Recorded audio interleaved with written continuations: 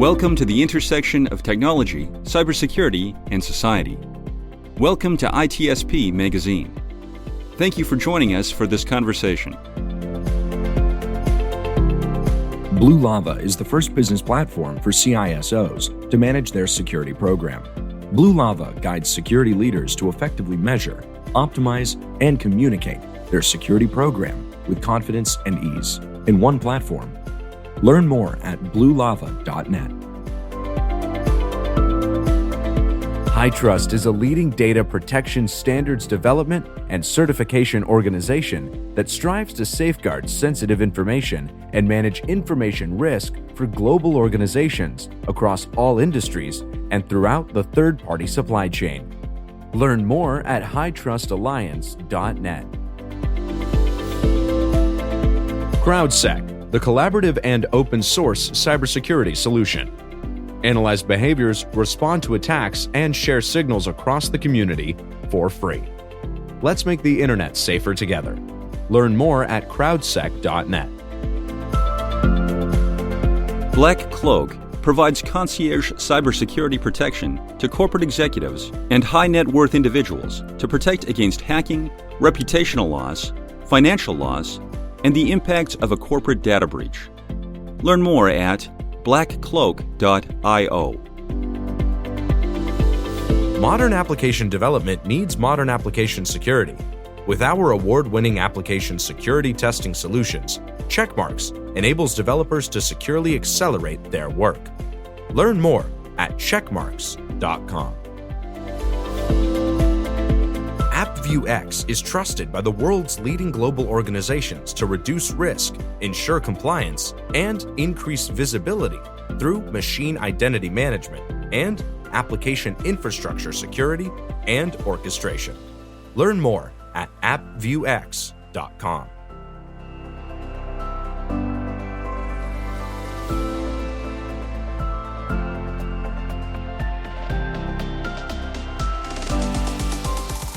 Marco. Sean. You know what I go to RSA for? For the food. Food, exactly. Sometimes the occasional beverage to wash the food down. But only when necessary. I go to the conference for food. There you go. I go to when I go, which has been a little while now. I go to meet people and to catch up with them. Not much for the presentation. You can always look those online. Nowadays they're recorded, they're there, but to meet people. And that's what I've missed a lot this year. Although we stream live with a lot of them from the floor, so in a way it was a bittersweet feeling because we were really not there. We want to be there, but we were kind of there. But we didn't catch everything. I feel like being there is different. Yeah, it's super important to be there as well. And while we weren't, some of our hosts were, and some of our friends were. We've had a few conversations. I'm really looking forward to today's with Eward Driehuis. Hopefully I pronounced your surname correctly, Eward. It's close enough, Sean. After all these years, I'll probably mess it up anyway. But now it's great to see you again. And sorry we missed you in person there in San Francisco. But you did a post on LinkedIn that I came across, and I found it to be very insightful. And I thought, you know what? Now's a good time to catch up with Eward and hear what he got out of RSA. And it was not just the food, not just the people, but actually some good content and topics and learning, which hopefully these conferences are about for most people anyway. So Eward, thanks for joining us. Good to have you on the show again. Super happy to be here, Sean. So maybe to kick things off, a few words about your role in the industry and what you're up to. Sure. Yeah, I've been in tech and cyber for over 25 years. It might sound like a long time, and I agree, actually. It is a long time. So in the last 15 years, I've focused on cybersecurity exclusively. I worked in a bunch of organizations, and we did international business. One of them was Fox IT. We were the people that actually were able to be the first to investigate into the criminal ecosystem. We had a very good bearing on one of the first criminal groups out there doing a lot of online banking fraud. They were responsible for 80% of the fraud out there.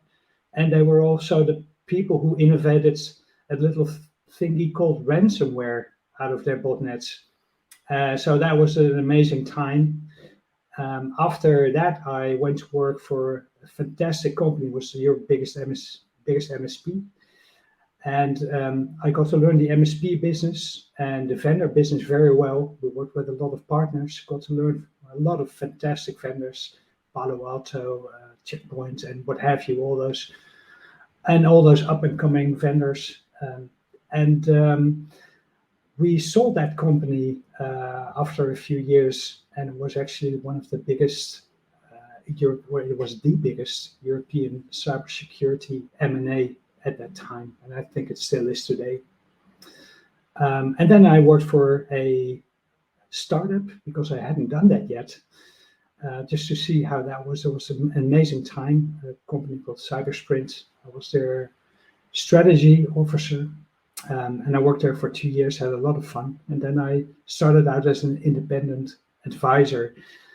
And I thought to myself, should try and help more companies like I did with all these three.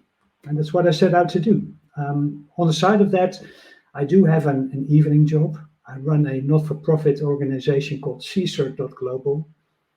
Our aim is to chase vulnerabilities all over the internet. We find them, we locate them, and we try to find the owners.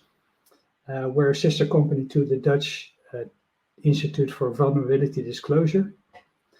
And we just started out our first chapter in the UK. I'm very proud of that. And we're trying to build a global network of incident responders chasing after vulnerability. So that's me in a nutshell.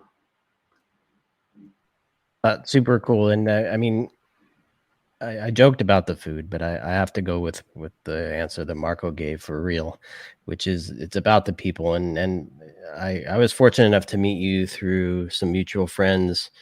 I think it kicked off with Dimitris Lazarikis, also known as Laz, who introduced me to Andy Chandler, who I believe introduced me to you. And we probably did have some food at one of the LavaCon events, or LazCon they were called at the time.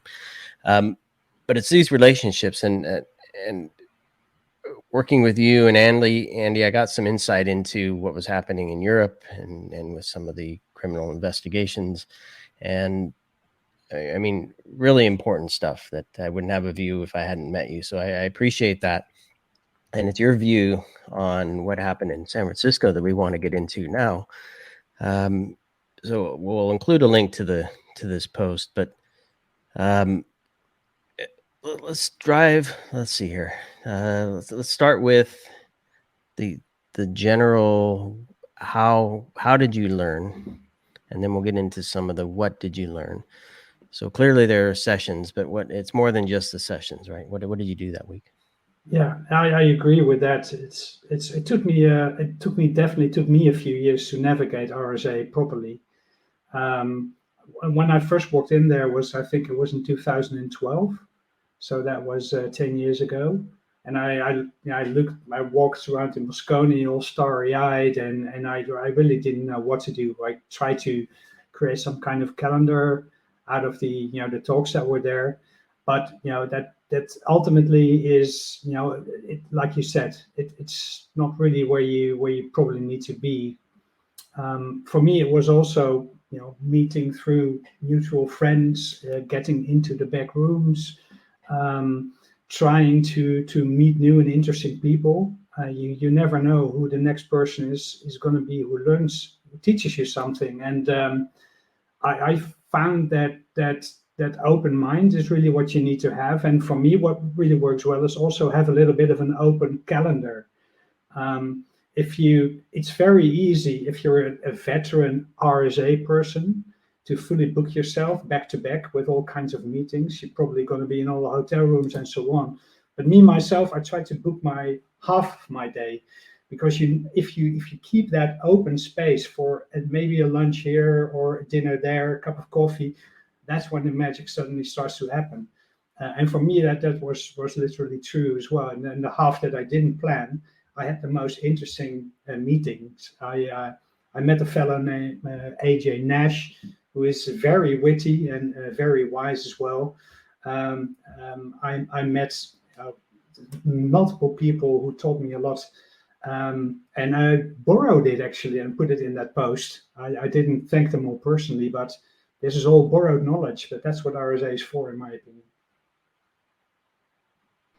And that is so true. I mean, I still don't know how to navigate it. On the other hand, Sean knows exactly what to do there. I remember first time I went there was probably when you just follow the trail of the food.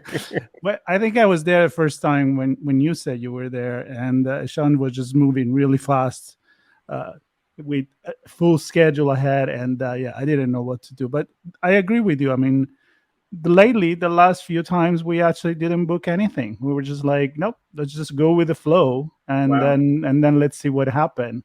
And I think that's the way to do it. Kind of like to go lurk in the shadow in a way and hear what the buzz is. So why don't we start with that? I remember, Sean, in the live streams that we had, we were asking people what was the buzzword of this year, and I'm not gonna say what we heard already. I would like to hear from you. What was the main topic that you think it was relevant for real, and what was the buzzword that you didn't really want to hear?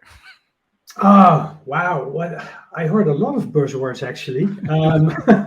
I probably heard too many of them. But yeah, that's actually one. But one of my points I am adding, we'll get there, is I know marketing is hard. I did it myself, but please, can we just stop the buzzword bingo cards? It's especially if you navigate the floor. I remember back in 2015. All those security ratings agencies, came there. Finally, if A through F is not granular enough, we introduce a risk score between 0 and 1,000. And then I came back in 2019, and they said, "Well, risk scores between 0 and 1,000 too difficult for you. Try A through F." And it's always like we're sinusing around with the same messaging and all the lessons that we learned, we forget. And okay, so let's not rant about that. But there's so many buzzwords there. I talked a lot about threat intelligence, but that can hardly be a buzzword because it's been around for so long. What I believe is that, and I said in a roundtable with CISOs. And they discussed why threat intelligence wasn't as widely adopted as it should be. And also they talked about some of the problems that they believed were underlying at the lack of adoption of threat intelligence. And it came down to some issues that still, after all these years, in their opinion, we haven't learned how to use threat intelligence properly. They jokingly said it should be actionable, like a joke, if you will. Like threat intelligence is going to be a bunch of rules that are just going to prevent stuff from happening. While in their minds, threat intelligence is really going back what it's used for, to use as tactical and strategical information you can use in your medium and long-term decision making. And that part of threat intelligence isn't used so much. So and is that so? The long-term decision making, is that in how is it just inside cybersecurity or the InfoSec team? What tools they select, the processes they deploy, the teams they build, or does it go beyond that into how the business actually defines the products it develops and the services it provides? Or what was the context of those thoughts? Yeah, so it was. So we talked about, for example, if you're talking about threat intelligence, one of the things that is always going to be pushed forward is just the IOC feeds, right? So the feeds of actionable information that that is really looking back in the past at what's already happened. And because it's happened at someone else, you can now leverage that information so you can try and prevent it happening to you. Again, that is, those feeds, while they are, have uses, they are always looking backwards, right? So it's not a tool that you use in your decision making. It's not guaranteeing anything that will happen tomorrow or next week or next month or next year. And for that, I think threat intelligence, as we discussed it, is not, I don't know, simple to use, if you will, because you need to put your work in. You can't just digest it and put it into a system and have it put into firewalls automatically. But tactical strategical intelligence is for you and your team to crunch and to think about and to formulate opinions on and to embed into your operations. And that stuff isn't done that much if I read the CISOs that I talk to correctly. And I know one more point on this before Marco moves on to the next topic or bullet. You noted the SEC notification because you talked about kind of rearview mirror look, and that's kind of what this is as well, the SEC notification. So what were the thoughts on that, if you have any to share? Yeah. So one of those, one of the guidelines from the SEC, of course, states that for larger companies, enterprises, threat intelligence should be mandatory, which I think is seen as a good thing, and might be a good step into further adoption. Those who don't use it at all. But again, the fear is, well, if you just use, let's say, the IOC feeds part of just the operational threat intelligence, it will not steer you and your security organization in any future-proof directions. So you can still, even if you're forced to use TI, you can still use it too myopically, and it will not present that value to your organization. But all in all, it's always good that the adoption will be bigger due to the SEC regulations. So maybe not a direct connection to this next point, but it's around DevOps and DevSecOps and AppSec. And clearly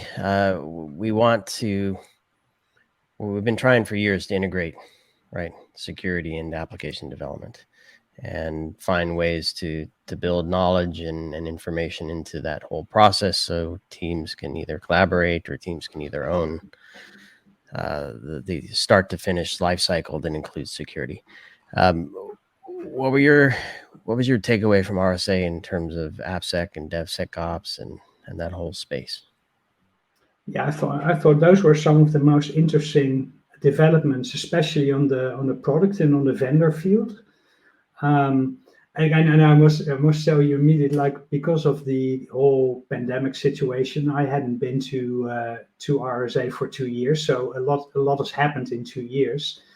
I know we didn't talk about this stuff 2 years ago, if I'm not mistaken, but today, if you're talking about the dev process, and again, all of this knowledge is borrowed by people smarter than myself, but they see a trend where devs have an increasingly bigger responsibility over their own efforts as a little shop delivering code. And that means that there is a trend going on that includes, the delivery of the code, includes QA, includes security, all kinds of AppSec checks and balances. And there's a lot of new products and vendors out there that are playing into that trend. But they allow devs to spin up instances of those tools, performing those extra services on their own little shop of delivering code that can very easily be onboarded. They can be used by that dev after a while. Maybe 5 or 10 devs use it in a team. and that might be a good time for an enterprise account manager to give your organization a little call, because they see, hey, 10 of your devs are using this. And I think, that's where both the trending in development and a new business model that is, well, I was told by a gentleman that was a CMO at Palo Alto, was René Bonveny. He's actually a fellow Dutchman, has been living there for decades now.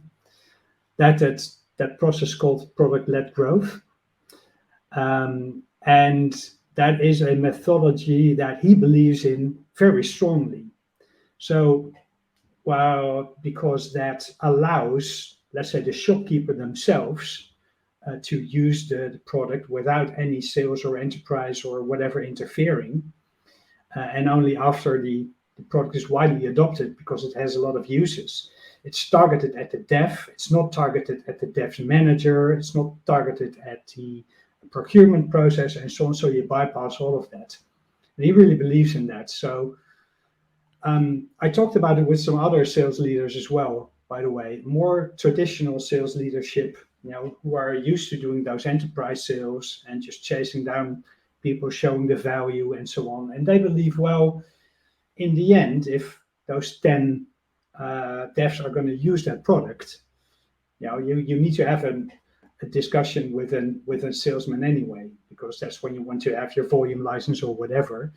And that's where your procurement comes in. That's where your compliance officer comes in, and so on and so on.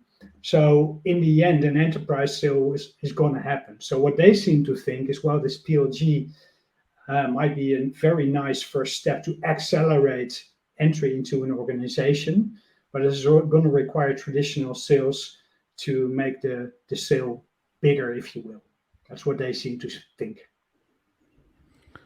Nice. I'm going to bring you back to other kind of business, which is the merging and acquisition. You have a point about that, and how you're talking about that the cybersecurity industry company valuation kind of dropped.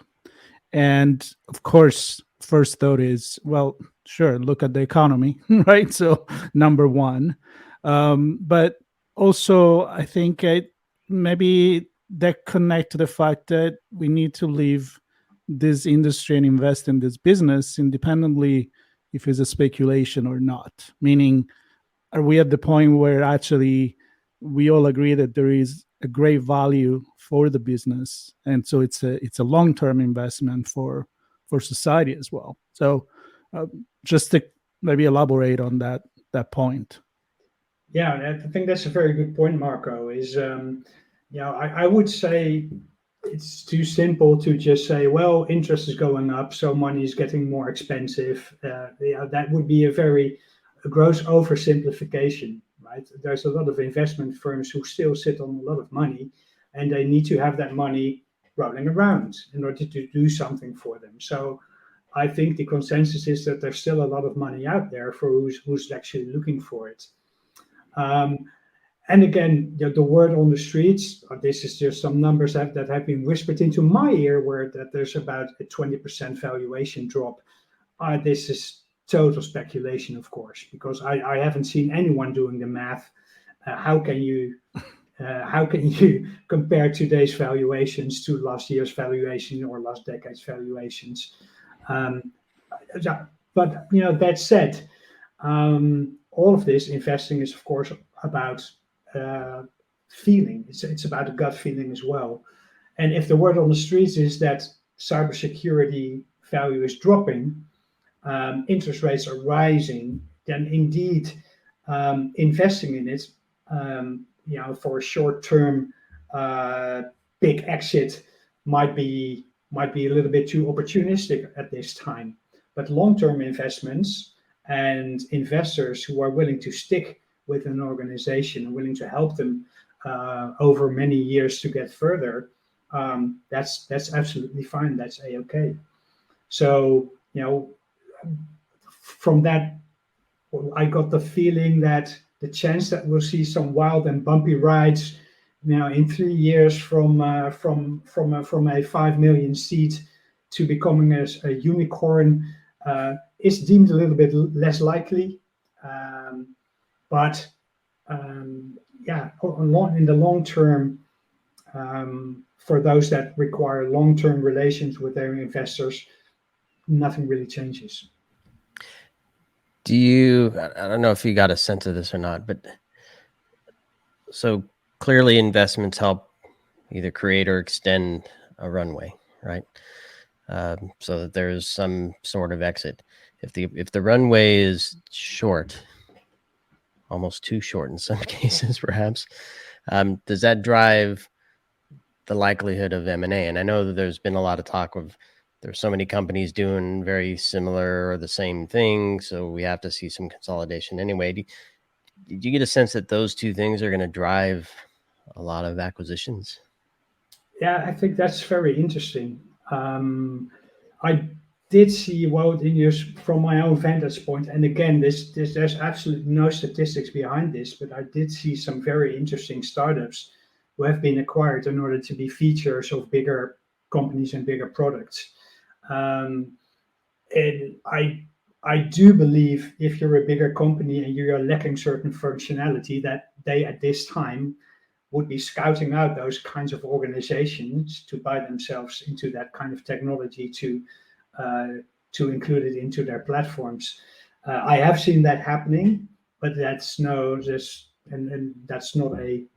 proof that it is a trend now, of course.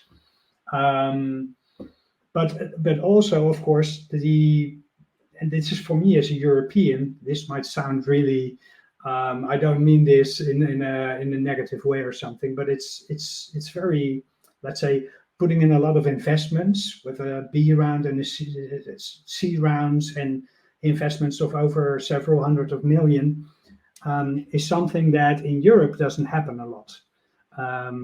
And in Europe, actually, is you see a situation more often where a company is actually earning money. So they're not losing money anymore on a monthly basis, but they're actually earning money from sales at a very early stage in their growth paths.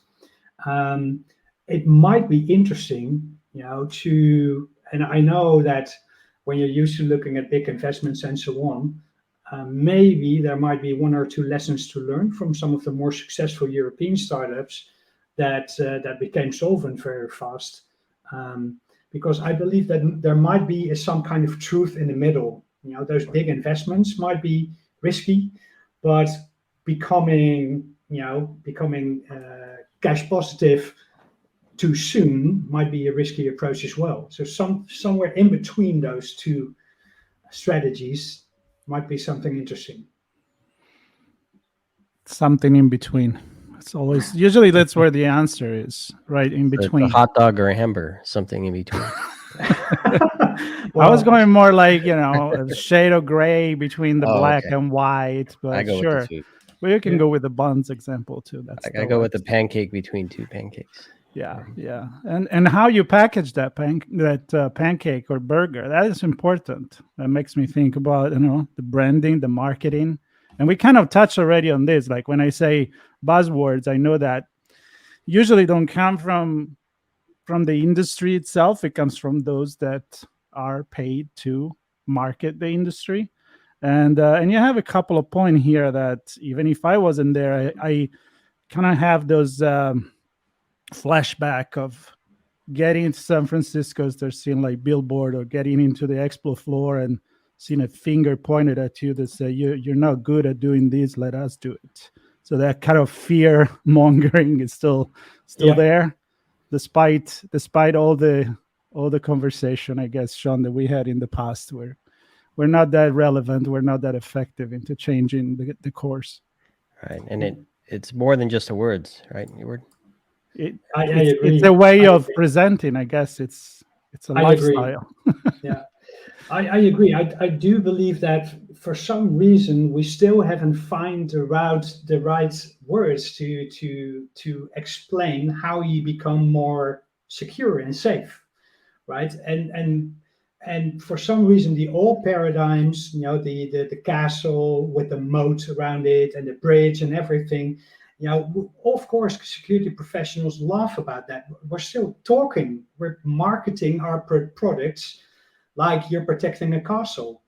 So, for example, if you're protecting yourself against ransomware, what they will say is, listen, if you fail to protect yourself against ransomware, that means that your organization will be ransomed. You might be going bankrupt and all of your customer data is out there. And that's what you want to prevent. You want to make sure that and that is a very tricky proposition, because on the other hand, the same vendors are saying, well, 100% protection is impossible. Everyone knows that you can do your best, but in the end they will get in. So you need detection. You need your NDR, your XDR, your SOC, because you want to make sure if they are in your castle that you detect them. So we're giving them two messages. You need to prevent being hit with ransomware at all costs. And secondly, you can't do it. So buy this expensive NDR, XDR product so you can at least maybe see the criminals walking in your castle. And why we haven't talked about more reasonable analogies, like, for example, talking about health, right? How do you, so let's talk about, not about ransomware like it is a break-in. Let's talk about ransomware like it is a health incident. Let's just say, and I mean nothing by it, I know many people who have suffered this, but let's just say, let's talk heart attack, right? It's horrible, you don't want it. I sincerely hope no one will have it, but how do you prevent that? It's going to the gym, right? It's eating healthy, it's sleeping well, it's hydrating, that kind of stuff. It's stuff you have control on, right? And we need to be talking about, because then we can start to share the message. We can do this. You can be in charge of your own destiny. No one can guarantee that you won't have it, but we can scientifically show you that your chances of being hit with such an event will become less and less and less. And this is how you need to do it. And this is how we can help. We can be your personal trainer. We can buy you technology like this wonderful drinking bottle, which has some light on it when I don't drink it, and so on and so on. Nice. Right? I think I have that same bottle. Yeah. And why we don't find these more positive angles to talk about cybersecurity, I don't know. But we don't. I could go with this for a long time, and actually, I want to suggest, Sean, that we do an episode about that, because I have a lot of analogy with how the general advertising industry used to present the problem and sell back in the 40s, the 50s, and the 60s, and how now things have changed. And the fact that you run this parallel between the conversation that we hear, and that's true. I mean, Sean and I, we hear what you just said. We know there's not the castle. Nobody talk about castle and preventing 100%. But then you go to the floor, and that's what you see. You go to the website, and that's what you see. So great point that I want to dig into for sure. Sean, we'll catch your attention here on we'll the sandwich list. That between two other episodes. And a nice packaging with some golden arches, maybe. Exactly. And at risk of being negative here with this next point, cyber law. And I guess there's some positive news here. So we touched on the SEC stuff. I don't know if and you noted some European law activity as well. So I don't know if you want to touch on that, but then also white hat hackers and some precedents there, and obviously you're with your foundation. That's a very important topic for you, right? Being able to share information and not get slammed for it. Yeah. Now for us that was very big news because it's even something rather benign, and something that happens 10 times every minute. It's like the entire internet gets scanned by white hats, by black hats, by gray hats, whatever color hats. Everybody scans the entire internet because there are vulnerabilities. We want to find them. We scan RDP ports and so on. But something, what you could use for benign purposes is criminalized in many countries. Right? Something like scanning. Some countries think about that stuff in a, let's say, in a modern way. They compare it maybe if you talk about a house and about a break-in. Well, if you just walk on the street and see your windows open, they think in terms of scanning might be something like that, and then informing someone that the window's open, not going in the window, not seeing what is behind the window, but just looking. Hey, there's a window open. Maybe you should close it. That's already illegal in some jurisdictions, and that makes stuff difficult. So when that the news about white hat hackers in the US no longer at risk of facing charges is to us is very important, because of course white hat hackers were always at risk, if you will, in the US, depending on who would read the message. If it were a modern person working for a modern forward-thinking CISO, they would probably be okay. But if it would be someone, let's say, living a little bit more in the past, you could be at risk of being indicted. So that now is probably the risk is now probably less. It's not zero, mind you, but that's very good news, especially for my foundation. And also, I think it's really important that from a lawful perspective, globally, we understand there's a difference between walking on the street and seeing there's a window open and informing someone, than climbing into the window and grabbing a bunch of papers that you find somewhere on a table and then, then waving it in someone's face. There's a difference, and that's what I think we should recognize in law as well. The lawmakers should be a little bit wary of that. There's differences in that regard. And well, the SEC news was, of course, that was big news as well. Like the CISOs I talked to, they rejoiced at probably a wider adoption of TI, of course, as we discussed. There is in the breach notification law, there's a mention of 4 days. And also, this is interesting, again, from a European perspective, is in Europe, mind you, we have 3 days.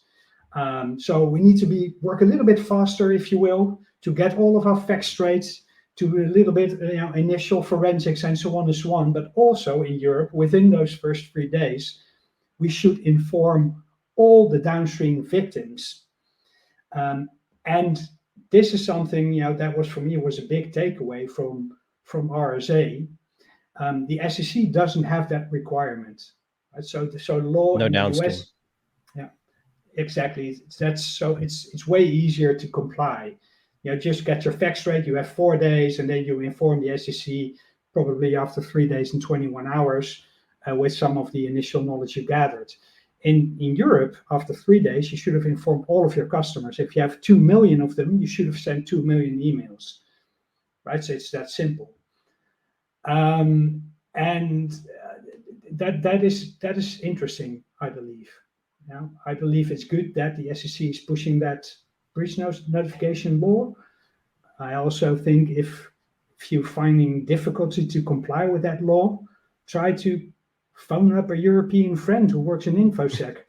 See how they do it. They do it in 3 days, exactly. Yeah, exactly. Well, as we get close to the end, there's one bullet left, and it's kind of connected to the public sector, and certainly if you look at standards developed by government entities like NIST, which you include in the bullet. Was NIST and other frameworks and standards really part of the conversation? How top of mind were those for folks? Things like MITRE, on a MITRE attack come up? Yeah, oh, for sure. Yeah, MITRE attack is still so popular, and it's I heard MITRE attack. I heard them probably more being discussed than NIST. If I'm honest, of course, they have a totally different purpose. They're not comparable. But the interesting thing is that I got to talk to a few people from NIST, and this is why I entered that as a little fact. They were working on the new version, and I think that is wonderful news because I know many people who use the NIST framework as a framework of reference for their own way that they implement security in their organizations. So I also know a lot of vendors offer some kind of mapping to, for example, to MITRE, but also to NIST. So for all of those, that's relevant because they will be mapping to a slightly newer version of that. But also, what new things have they thought about? All of that stuff to me is really interesting. All right, Sean, I think we're almost at the end, but one more question, if you allow me. Always one more. I'll let you have one, Marco. You never let me, but I'll let you have one. It's more of a way, thank you. It's more of a way to wrap these. It's and kind of pointing to, oftentimes you've made reference between here in Europe, where you are right now, and the United States. And I'm going to put in there every other country in the world, but of course, easier to compare Europe and United States. Do you feel like that if you were going to do a report like call a report like an informal report of your perspective and experience at RSA Conference, and you were going to do it about maybe some events or how you feel about what's going on in the old country there, what's the biggest difference in your opinion, and what we can learn from each other? Yeah, that is a wonderful question. And as far as I can see, and again, this is my personal opinion, I'm going to give some kudos to the US because in many fields, many parts of InfoSec, they seem to be ahead of Europe. That's what I believe, but not in every single one. There are some subtle differences, and for example, one of the biggest differences I think you can find in anti-fraud. And there's a very simple reason for that. And I asked this as a trick question to some of these CISOs. So why do you believe that the anti-fraud in Europe and in the US is so vastly different? Because it is. And they said, well, I don't know. Is it because of GDPR? Is it? No, it's not. It's because of the SEPA system, the Single European Payments Area, which is a real-time international transaction system, which means that if I wire $10,000 from the Netherlands to Poland, within 3 seconds, it's arrived at a new destination. So that means that anti-fraud is real-time in Europe, needs to be real-time in Europe. You need to be making decisions in seconds, in milliseconds, rather than in days. And that's, for example, where a lot of the anti-fraud within the US is still based upon, is that the fact that they have a lot of time to make their decisions. So these are some of the subtle differences, right, where they could learn a little bit from Europe, maybe. Of course, privacy is perceived differently in Europe, right? So that's a difference. And there are more differences. But I would say that over the whole, the US is ahead of Europe in many fields, except for a bunch. Except for the one that are not. Ahead and different, except for many where the other many are different. Exactly. There you go. I love that. And I couldn't help but think about the crypto blockchain conversation we had the other day, Marco, about just the need for real-time, quick decision-making on transactions and verifying the integrity of that information. And it sounds like this payment system is very similar to that, but probably not on the blockchain nonetheless. But anyway, interesting conversation we had. I think that'll be out shortly for those who want to listen to that. But right now, I want to thank Eward for joining us today. And tons of information here, lots of points. I'm happy that you were able to take some time to walk through each of them with us. adding some color to the points in the post. Of course, for those listening, we'll link to the post, which will then obviously link you to Eward, and feel free to connect with him, of course. And anything else that we think is interesting, we'll include in the show notes here. Of course, stay tuned for all of our coverage. This is the last of this for RSA Conference, ITSPmagazine.com/RSAC, everything that we discussed before, during, and after the event. And of course, we're kicking off our Black Hat DEF CON coverage as well. So be sure to find that and follow us on our journey to Las Vegas. So, Eward, thank you again. Marco, it's time for some pancakes. There you go. Thank you, Eward. Thank you so much. AppViewX is trusted by the world's leading global organizations to reduce risk, ensure compliance, and increase visibility through machine identity management and application infrastructure security and orchestration. Learn more at appviewx.com. Modern application development needs modern application security. With our award-winning application security testing solutions, Checkmarx enables developers to securely accelerate their work. Learn more at checkmarx.com. Black Cloak provides concierge cybersecurity protection to corporate executives and high net worth individuals to protect against hacking, reputational loss, financial loss, and the impacts of a corporate data breach.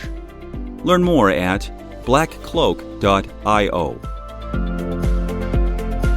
CrowdSec, the collaborative and open source cybersecurity solution. Analyze behaviors, respond to attacks, and share signals across the community for free. Let's make the internet safer together. Learn more at crowdsec.net.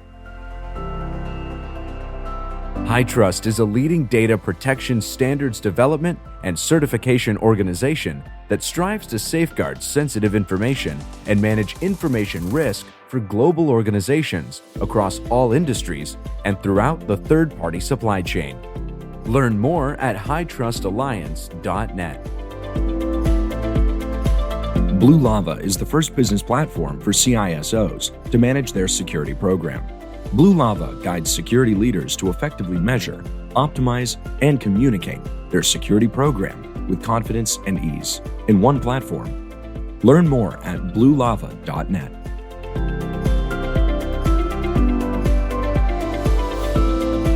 If you enjoyed this podcast, share ITSP Magazine with your friends, family, and colleagues.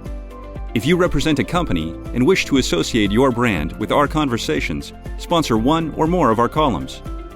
Thank you for listening.